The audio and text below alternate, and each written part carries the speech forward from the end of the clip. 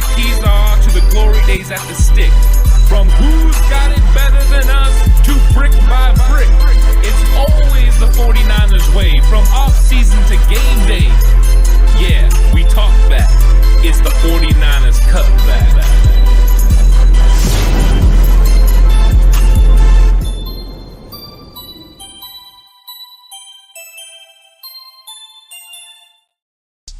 It's 49ers Cutback Podcast time. Welcome to the show, everyone.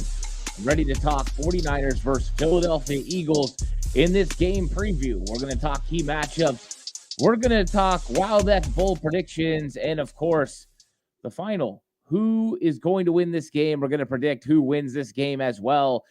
Thanks, everyone, for joining me here on Saturday as we talk about it. And what's up, Freddie McDre? Engaging in chat. How's it going, Freddie? It has been a while. Glad to see you in chat.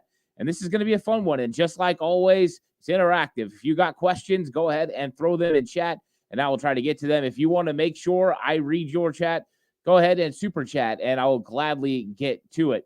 So this game is going to be a lot of fun. It's Philadelphia versus San Francisco, the rematch, and everyone has been excited about what happens now that we've had the NFC Championship game in the past. That's rearview mirror.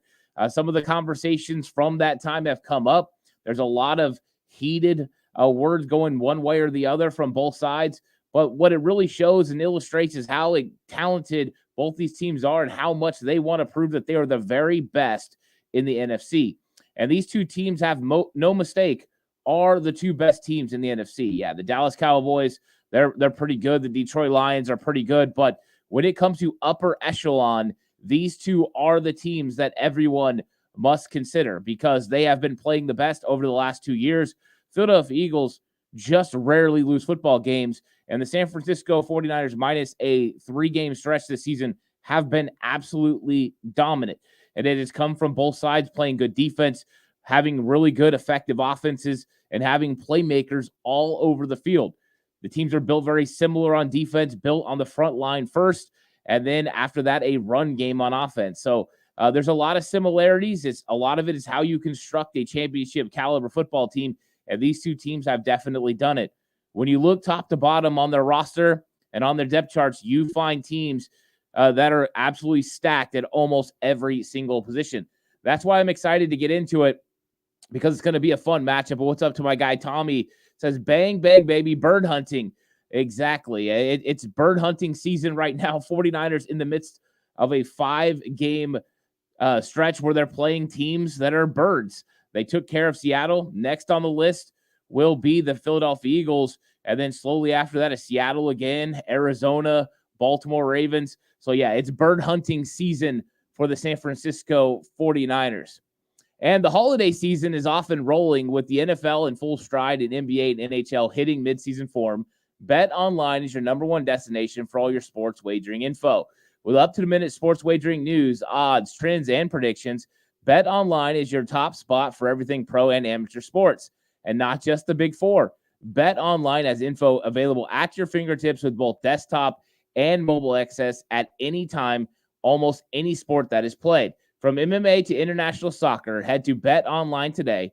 Remember to use our promo code BELIEVE, that's BLEAV, for your 50% welcome bonus on your first deposit.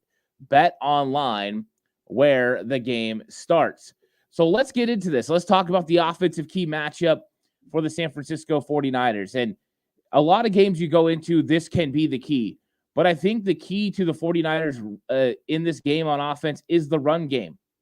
If the 49ers are able to establish a run game with Christian McCaffrey, it's going to make everything a lot easier. Now, the 49ers average 136 yards per game on the ground.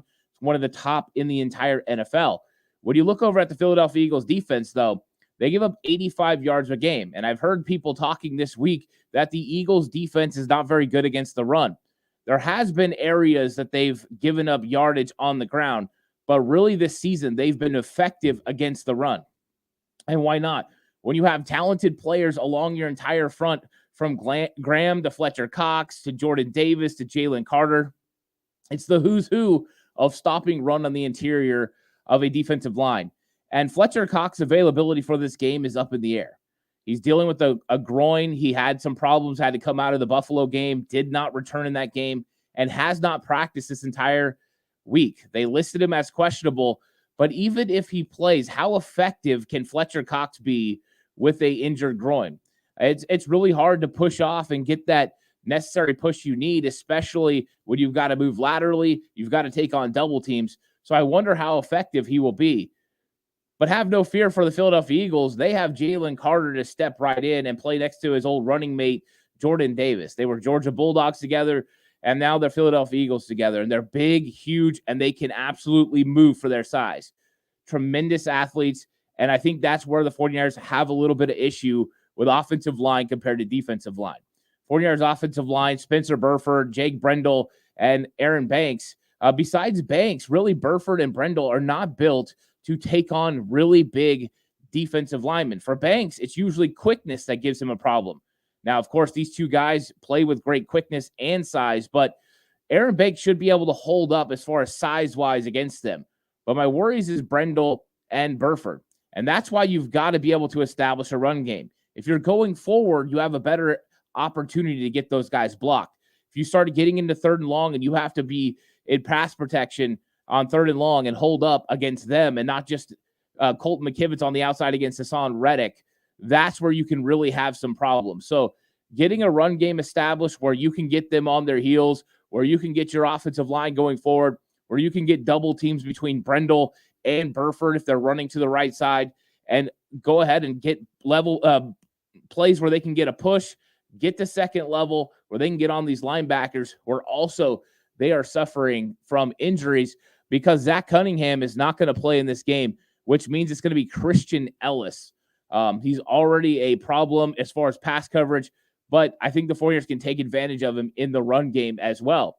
And I think that's one of the most, the things that's the most interesting is the fact that the 49ers can get some stuff going and run the football consistently. And so I think that's what they need to get going. They need to get that run game going. And what's up to everyone in chat? I see we got Josh in the house. What's up, Josh? He said, what's up, Ant? Always love when Josh is in here. And I'm going to get to some of these comments too, Freddie. I'll get to you in a second. But Josh says Kyle is licking his chops looking at the Eagles linebackers. And that's exactly why the 49ers need to establish a run game, because they can take advantage of those linebackers in the run game. But then what it does is it opens up areas for them in the passing game. Because once linebackers are starting to get committed to coming up and stopping the run, it creates opportunities behind. So not only can you, that early success in the run game, establish play action pass, but it can also make the linebackers eager to come up for the run and allow passes behind him. And we know that the 49ers love taking advantage of that middle part of the field. Linebackers that come up, it creates a bigger void for deep crossers, for Ayuk, for Debo, for Kittle, space to be able to make plays on the second level. But it starts with establishing a run and getting those linebackers to commit. Next thing you know, they can't drop as far, and then you have an opportunity there. You throw in the fact the Eagles are not one of the best teams at covering the middle of the field as far as in the pass game, and you've got a recipe for success, but it starts with getting a run game established. Now, if the Eagles decide to come out and load the box with 8 guys in the box and make Brock Purdy beat them, in that scenario, then yes, you're going to have to go pass and then get your run game going. But I think the Eagles are going to try to mix it up, play some 2 high safety, some single high safety, but allow some opportunities in the run game. And remember, last year, Hassan Reddick absolutely ignored play action pass and came after Brock Purdy. So I think that is something that's there. Now, question from Freddie McDre is, how is Hufanga's injury going to impact the D? I think it all depends on the situations they can get Jair Brown in. Last week, the 49ers were pretty eager to keep him in a middle third situation where it was easy for him, allow him to roll over the top. But they didn't just do that. They had him come up into the box. He played against the run. They would still go with their left and right safety sometimes on motion. Gibson would drop to deep third, and you would see Jair Brown come up in the box. I think where you miss Hufanga the most is with plays that usually turn into interceptions. His instincts were through the roof, and he had a nose for the football. Those are the things I think you missed the both. You missed the veteran experience. He went through those troubles. Right now, we don't know exactly what Jair Brown is. Right now, they haven't really tested him. Seattle wasn't able to, and when Tampa Bay did, it was a quick little sample size, 36 plays, and he did a really good job. So Right now, we don't know. I'm guessing Philadelphia is going to try to get some opportunities to attack Jair Brown, but right now we don't know. But we do miss the veteran leadership for sure of Talanoa Hufanga. Tommy says, quick pass to open the run, Ant. Yeah, I think that's a good idea. Anytime that you can use the quick passing game, you can use the RPO, you can use any wide receiver screens. I think those are very important. And they're like extensions of the run game, especially the quick screens. That will take a little bit of the pressure off the offensive line, especially Colt McKivitz in a matchup that I'm really concerned about. I'm extremely concerned about Colt McKivitz versus Hassan Reddick. 49ers are going to have to chip Reddick. They're going to have to give help. Last year, they tried with Tyler Kroft to just get extra separation. That didn't work. So I think it's going to be a game plan that focuses on Reddick. The good news is for the 49ers, even though Josh Sweat is good, he's not an elite caliber pass rusher. So the 49ers, as far as Trent Williams, they don't have to give Trent any help off that left side. He can handle business.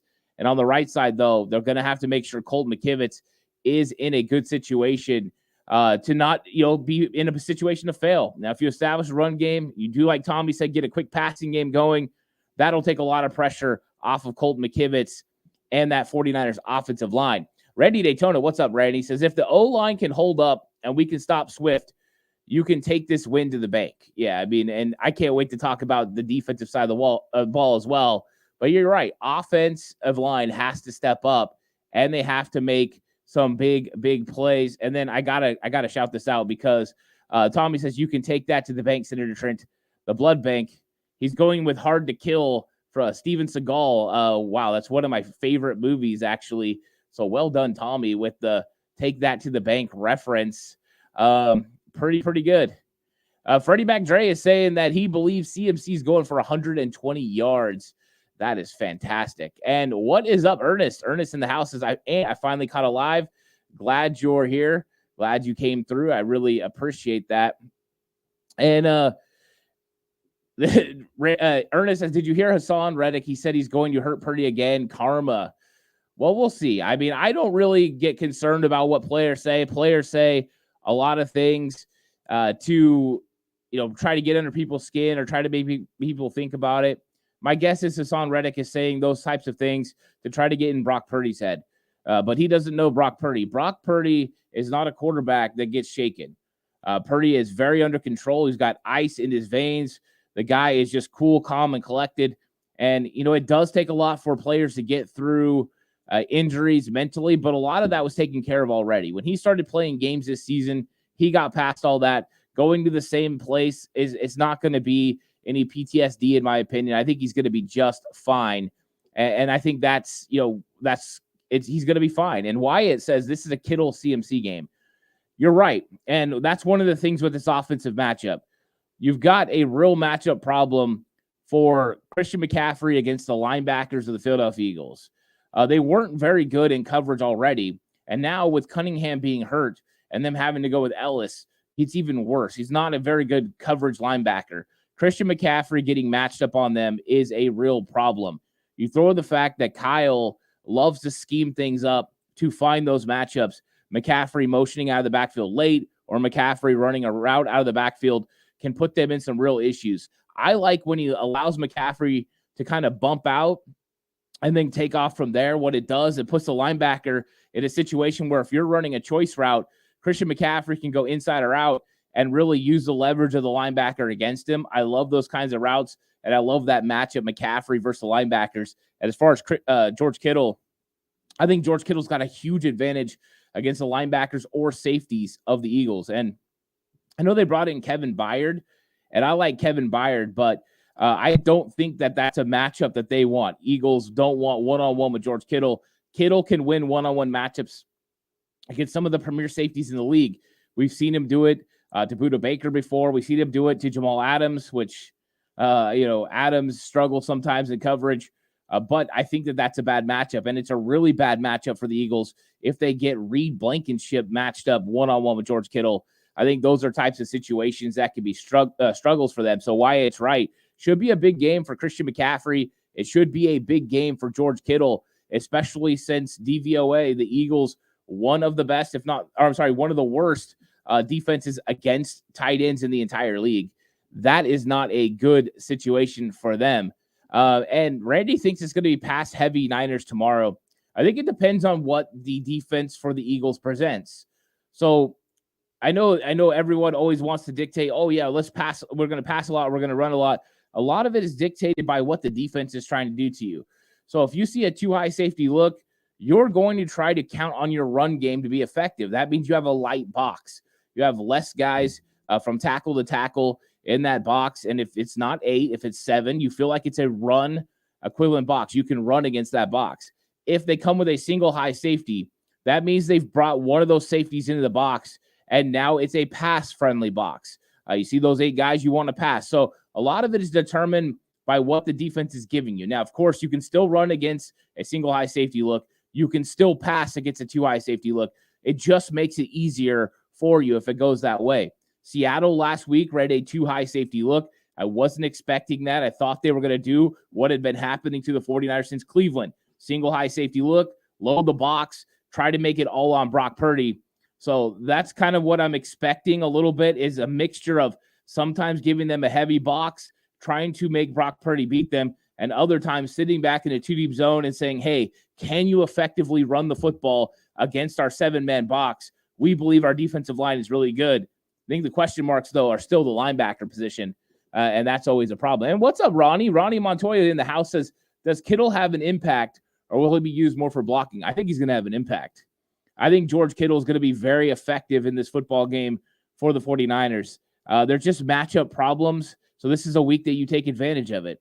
And I think that what they've been doing is using Kyle Juszczyk and Charlie Warner a lot more in the blocking and letting George Kittle go out for passes. Do I think there'll still be times when Kittle stays in to block? Yeah, occasionally, because he's a really good blocker.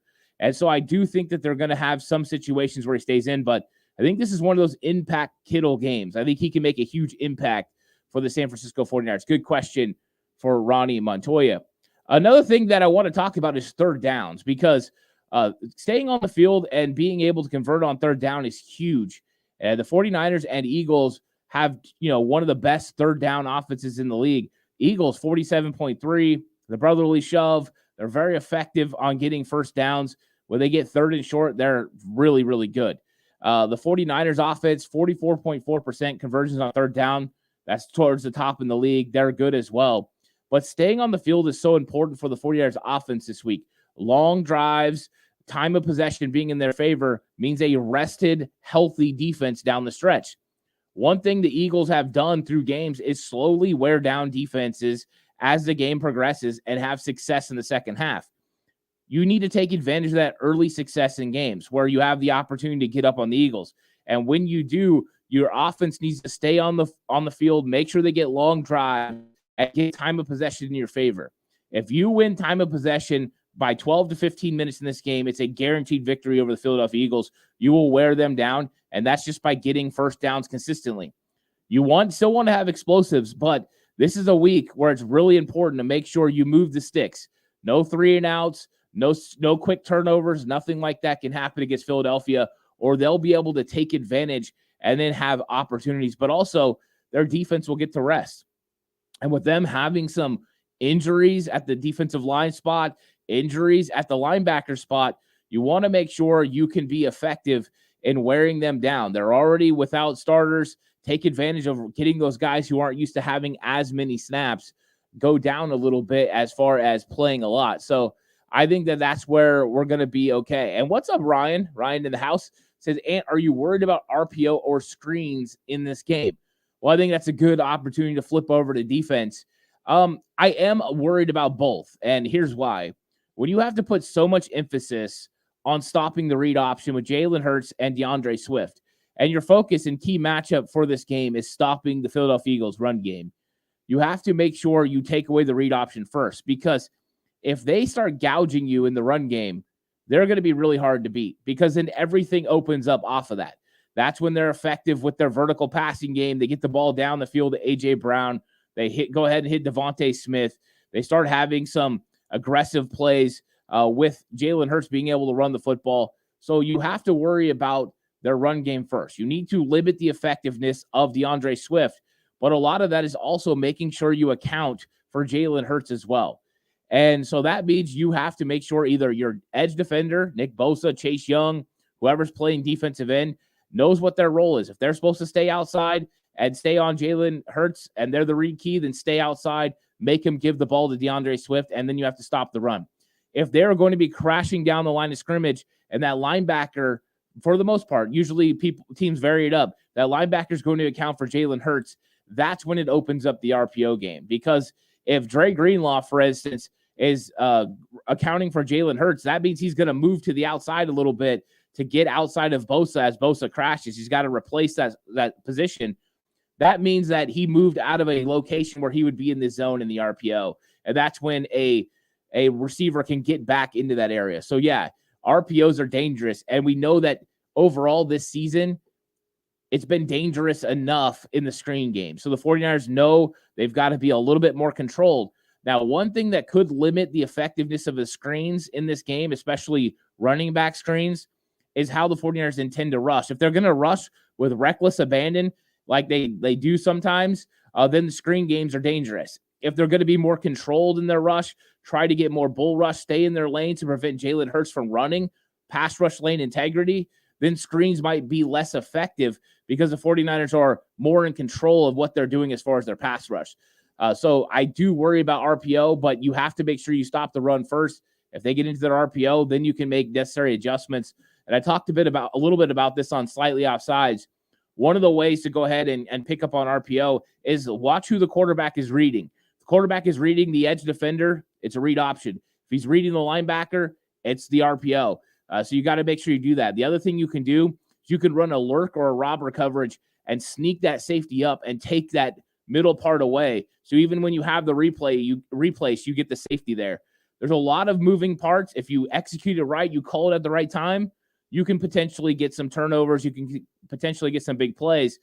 If you don't execute it right, it could end up being a big play the other way. So yes, it's a little dangerous.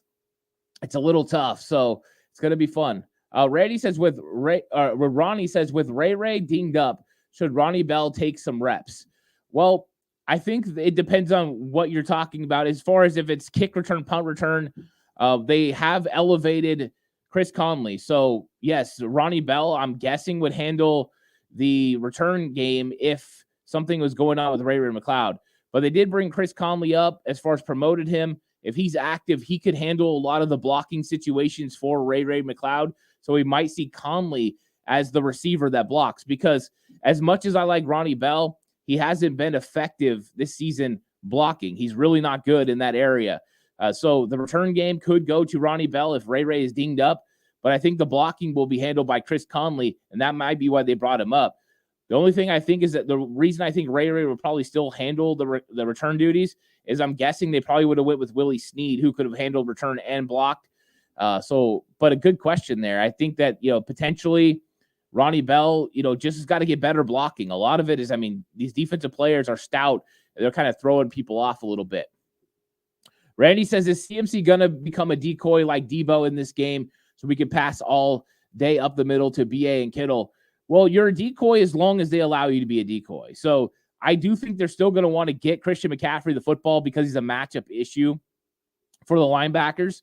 So he may be a decoy at times, but I don't think Christian McCaffrey stays a decoy the whole time. I think Philadelphia will have to adjust. If he's a decoy early and you're getting the ball to Debo and George Kittle over the middle, great. But at some point, right, the Eagles are going to have to adjust to that, and then you get the ball to McCaffrey. So it's pick your poison and adjust. And once they adjust, it's your job to counter as a coach and know what you're going to do. But I honestly believe at this point, you don't have to completely decoy McCaffrey because he could still get yards in tough situations, and you could still scheme him up against this Philadelphia Eagles defense to have openings because there are mismatches that are going to be there. And Christian McCaffrey provides you so much ability in the run game, but also in the passing game as well. I think you can find some cool matchups. So I do think it's a possibility, but I do think we're going to see a lot of Christian McCaffrey being very effective in this football game. Ryan M says, do you think we see more five-man fronts in this game, or do we stick with four? I think it's going to be four. I think if you see a five-man front, it could be when we're in our base set, and we see – wait, one more thing. Are you talking offense or defense? I need to get that clear, but I'll bring it up like this. If we're playing defense, I think the 49ers will go with 4, maybe walk a linebacker up at times to go ahead and present a struggle opposite of DeAndre Swift to have the linebacker already allocated for Jalen Hurts. That would be a possibility. But as far as do I think Philly's going to run 5-man fronts? Absolutely. 5-man fronts are kind of what they do. And I do think we're going to see a lot of Hassan Reddick coming off the edge. That's the real pass rush guy. So I do think it's occasional for the 49ers, but it could be as simple as just a guy coming up on the outside, a linebacker. I don't think it's going to be as much with bringing in Kinlaw and going with 5 defensive linemen. I think it'd be probably better to bring up a safety or a linebacker up on the outside just to account for Jalen Hurts in the run game. But you want to have that freedom for him to be able to drop off. I think you worry a little bit about getting another guy that's not as athletic on the field, especially on early downs, so they could have some opportunities. Randy says, Ant, I don't trust Ambry at cornerback. Jacksonville, he covered a guy with a career-high 2 targets. He almost gave up 2 touchdowns in Tampa. If not for Brown bailing him out and Seattle wide receivers were banged up. I think you have to always have concerns about, Ambry Thomas because he hasn't consistently proven it. The one thing I will say, though, just going through the film and breaking down Ambry Thomas has looked more and more effective. He's getting better as far as when to sink his hips and drive on footballs. He's not giving so much cushion. He's not turning and running and getting broke down early and then breaking him off in front. There are stark improvements in his play. So I am optimistic about Ambry Thomas, but yeah, he's got to prove it. That's why this week when I put out my stock is up video, I even said, hey, his stock's up, but we don't want to get over the top. We don't know where it's going to keep going. So you always have to make sure you give help to Ambry Thomas. And this week, if you get him matched up on A.J. Brown, you need to make sure you have safety help available over the top, or that he's running a cover 3 with a bail technique so he can stay over the top, because those things are really concerning. So yeah, you definitely want to make sure you always return, or you make sure that he's getting it done, on defense. And one of the ways you do it is just make sure you give him help. Don't turn him loose where he's on his own right now. Lenore, you can. Lenore has proven it. To me, I feel so comfortable with Deommodore Lenore no matter what situation he's in. But you're right, Ambry Thomas, you always have to make sure you realize what his strengths and weaknesses are, and you put him in the best situation to be successful. So, yeah, definitely. And then what you need to do also is confuse and pressure Jalen Hurts. Jalen Hurts, he's really good. He likes to throw up 50-50 balls, take shots down the field. What the 49ers have to do is confuse him and make him hold the ball. He will be willing to pull down the football and take off. And if he doesn't have anywhere to go, that's how you end up getting sacks. He's sacked one of the most in the entire NFL. He's been sacked 29 times this season. The 49ers are going to have opportunities to get Jalen Hurts to the ground. And how it happens is what the 49ers have been doing since they came out of their bye. Sticky coverage on the outside, and then bringing pressure up the middle, especially with interior pressure. That's a little bit harder to do when you got a great player like Jason Kelce, but put a focus on Cam Jurgens. Cam Jurgens is the area where you could possibly get some pressure with Javon Hargrave. And the fact Armstead's going to be out there means Kelce can't just give help on Jurgens. He's going to have to go the other direction. So it's going to be a fun one. I think the 49ers match up well. You're going to get the outside battle with Lane Johnson versus Nick Bosa. The other side, you're going to get Jordan Mailata versus Chase Young. And then on the inside, Cam Jurgens versus Javon Hargrave and Landon Dickerson versus Eric Armstead, with Kelce kind of balancing it out. This is everything you want. How many times are the 49ers going to show Fred Warner or Dre Greenlaw over the middle, over the center, and try to freeze Kelce so he can't give help the other way? I think that's something that's going to be interesting in this game. And don't let A.J. Brown beat you. That's one of the keys in this football game. Don't let A.J. Brown beat you. Make it be Devontae Smith. Make it be Julio Jones or, Quez Watkins or one of their other wide receivers. Make it be them. Do not allow A.J. Brown to beat you. If you're coming to this game and you're the 49ers, goal number 1, stop the run. Goal number 2, don't let A.J. Brown beat you. If you do that, you're going to have a really good chance to win. And Devontae Smith is a solid wide receiver, but A.J. Brown's an absolute game changer. He's a legit number 1 wide receiver that can win in 50-50 balls, is dangerous with the ball in his hands in the open field, and he can make stuff happen that shouldn't happen. So to me, those are some big, big keys in this football game to make sure that you get it done. Randy says, Luter, any chance he starts this season? I don't think so. I think Darrell Luter Jr. is going to be a solid backup and depth player and a really efficient player on special teams. And I think that's what they see about right now, Randy. They see a player that's going to help them in special teams and just continue to develop. The good news for Luter Jr., he showed a lot of speed when he ran down D. Eskridge. He's got the height. He's got the size. And what he's getting now is a lot of practice. So next year he can come in and compete. And next year they're going to have a lot of young studs in that secondary. If Darrell Luter Jr. develops, you got Sam Womack still developing. Deommodore Lenoir and Ambry Thomas seem like they continue to develop. It's great news for the 49ers in that secondary as they're bringing in guys, young guys that can continue to compete at the position. So, yeah, I really like it a lot. So let's talk about one of the keys in this game being not allowing the Eagles to get anything short of 3rd and long. You must hold them to 3rd and long. Don't allow it to be 3rd and 4, 3rd and 3, because when that happens, they feel like they could run the football on 3rd down and then get the 1st down with the brotherly shove. So you need to make sure you're highly effective on 1st and 2nd down. In fact, one of the keys could be getting negative plays, whether that's a no gain or a negative play in the run game, a sack on early downs.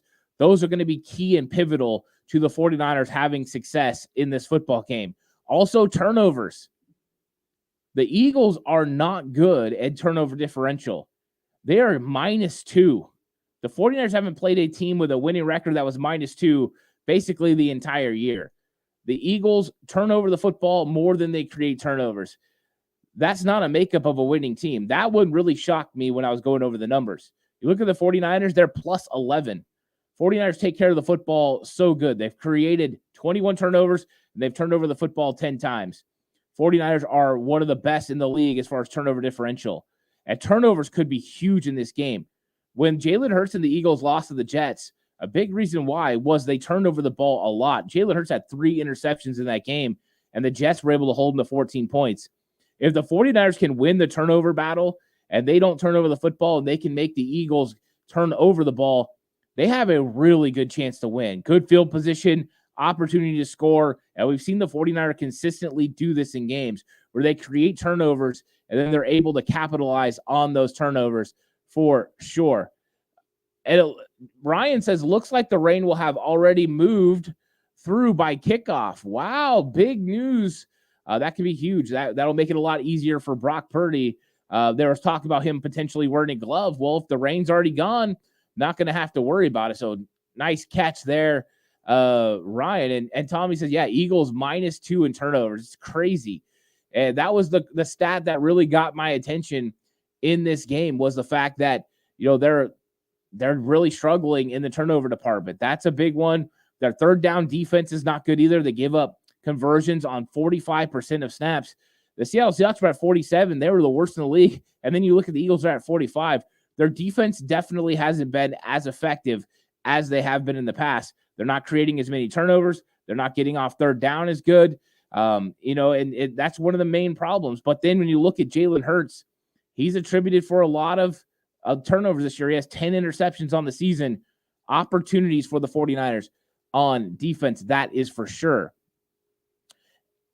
And Randy says, doesn't look like the heavy stuff is going to come down for quite a while. That is good news. Yeah, rain is always a factor when you're playing on the East Coast. In some of these matchups, you have to make sure, that you're getting stuff done the right way. But you know what it's time for, guys? It's time to get into my Wow, That's Bold predictions. Wow, that's really bold. Whoa.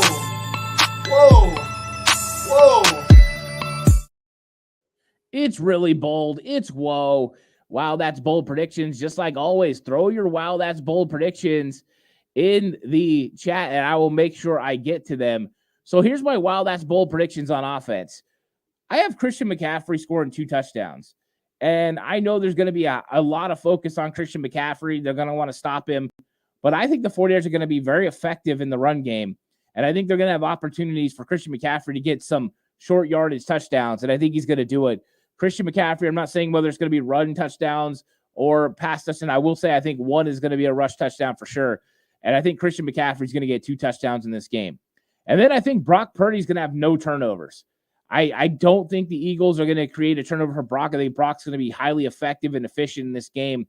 And I think he's going to keep it clean, which is going to give the 49ers a real opportunity to play and win this game, play good, win this game. And that's good news for the 49ers because last year, Brock Purdy got injured. They had the big turnover.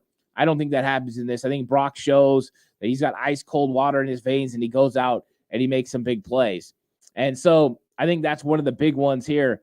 And Ryan says, I predict a big fumble on Hurts caused by Warner. Ooh, I like that one. Randy Daytona says, whoa. I love that. Hashtag TCC in the house. Just like always, guys, like and subscribe to the channel. Really appreciate all the support. Audio platforms. Please give it a 5-star rating. I really appreciate everyone that listens on audio as well. And Ryan says Kittle, 125 yards and 2 touchdowns. And you know what's crazy? That one wouldn't surprise me at all. So I went with McCaffrey, but I wasn't surprised about that because I do think Kittle's going to have a big game. I don't know. You said 2 touchdowns. I don't know if he gets 2 touchdowns, but if he does, fantastic. I love that. I would be definitely good for that. Randy Daytona says Juice receiving and a rushing touchdown. I love when they go bold. Absolutely fantastic. How about them Niners says a Ronnie Bell touchdown. I like that. We haven't seen Ronnie Bell get in the end zone since the New York Giants in week 3. Would love to see Ronnie Bell get it. One thing that could happen in this game as well, pay attention to Jawan Jennings because Jawan Jennings has been effective against the Eagles. And the Eagles have been dealing with injuries at the nickel corner spot. Avonte Maddox is out. They have been rolling with Eli Ricks. They've been rolling with Josh Jobe, Bradley Roby. There are some problems there in the nickel corner spot. And that could be somewhere where they can take advantage. Jawan Jennings often gets ignored a little bit because he comes in on obvious, third down conversion situations or to block as a wide receiver. And sometimes he can make some big time plays. So yeah, I like those Wow That's Bolds that you guys are coming through. Here we go. Defense. Wow, that's bold. I think the 49ers are going to cause 2 turnovers. I think they're going to get to Jalen Hurts. I think they're going to cause him to make a couple of bad plays. And I think the 49ers are going to get 2 turnovers in this game, which I believe they're going to capitalize on. I think they're going to capitalize on turnovers this week. Last week, they couldn't capitalize on Ambry Thomas's interception, but this week, I think they'll capitalize on them with some sort of points. And then I think Dre Greenlaw is going to get an interception. I just think that one of these plays, he's going to get missed, and Jalen Hurts is going to throw it right into Dre Greenlaw's arms, and he's going to finally get the interceptions that has been eluding him this season. So for everyone that doesn't know, every single starting secondary player and linebacker has had an interception, including Isaiah Oliver, including Ambry Thomas, including Jair Brown. So even when they've went to backups, they've still had interceptions. Dre Greenlaw is going to finally get it, so that way he can join Fred and Oren Burks as linebackers with interceptions. That's what I believe. I think Dre's going to have some impact plays in this game. And now it's time for the score prediction. So go ahead, put it in the chat. What do you think the score is going to be, the final score between the San Francisco 49ers and Philadelphia Eagles? I'm curious what all of you have to say about the score. This game is a game that we've all been waiting for. Since it came out on the schedule, everyone circled it and said, hey, this is going to be a really, really good, fun game to watch. You're going to have a talented team on each side, and really, whoever wins this game has the advantage on potentially getting the number 1 seed. Now, the Eagles lead by 2 games in the loss column, so the 49ers can cut into the lead but can't catch them. But it's very important for the 49ers to put pressure on the Eagles to potentially get a home field advantage. Whoever wins the home field advantage has a distinct advantage in the playoffs. And then you got 2 great running attacks. You got 2 great defensive lines. You got quarterbacks that are playing at a high level. All the makings of everything that you want in this game. And Coach Ralph is an Eagles fan, and he says, hopping on while at work to wish you guys, or hopping on work to wish you guys good luck to Mother Brother Fly, Eagles Fly. Yeah, looking forward to a good one, Ralph. I hope you're having a good day at work. Thanks for coming through. I really appreciate it. And Randy says, slobber knocker. Yeah, the old Jim Ross slobber knocker. Tommy Huxley, my prediction is pain. I like that. It's going to be a great one. Ryan says 34-21 Niners. Oh, I like that score. Good one. What's up, Mosquito Killer? Mosquito Killer's in the house. Is long time no see. What's up, Ant? Nothing much, man. I hope you're having a good one, Mosquito Killer. And what's up, Val? How's it going? It says Ant. How's it going, Val? Great to have you in the chat. Yeah, so score prediction. Here it comes. I'm gonna throw it down for you guys. I think the San Francisco 49ers are going to win this game. I think they're going to win the game 31-23. I think it's going to be a tough fought battle, but I think the 49ers are going to be able to get the big win in Philadelphia. And I just don't think the Philadelphia Eagles defense is as good as it was last season. And I think because of that, the San Francisco 49ers are able to get to the 30-point mark. They're able to hold off a Eagles surge at the end of the game and able to get a big win. And that's what's important in this game. It doesn't matter how much you win by or how you win, just as long as you win. And then you put yourself in a good situation where if the Eagles slip up against Dallas or the Eagles slip up against Seattle over the next 2 weeks, you have put yourself in a situation where you're the number one seed in the playoffs. And ultimately, that's where the 49ers need to be. And not to mention, if you beat the Eagles and you beat the Seahawks the week after, you're sitting in the situation where you probably clinch the NFC West after the Seattle Seahawks have continued to struggle lately. And that's exactly what you're looking for when you want to go win a football game. So, yeah, this is a game that's going to be highly fun to watch. It's going to be exciting, like Tommy said. It's going to be pain. Randy said it's going to be a slobber knocker. Those things are absolutely accurate in this matchup. It's going to be a fun one. Niners, though, get the win over the Philadelphia Eagles in a tough-fought battle, 31-23. So thanks, everyone, for coming through. Of course, this episode brought to you by Bet Online, where the game starts. I'll catch you guys on the next one, which is the reaction show after the game. So make sure you come right through. Join me for the reaction show. It's going to be a lot of fun. You guys are truly the best. Until then, though, stay safe. And remember, the right way is always the 49ers way.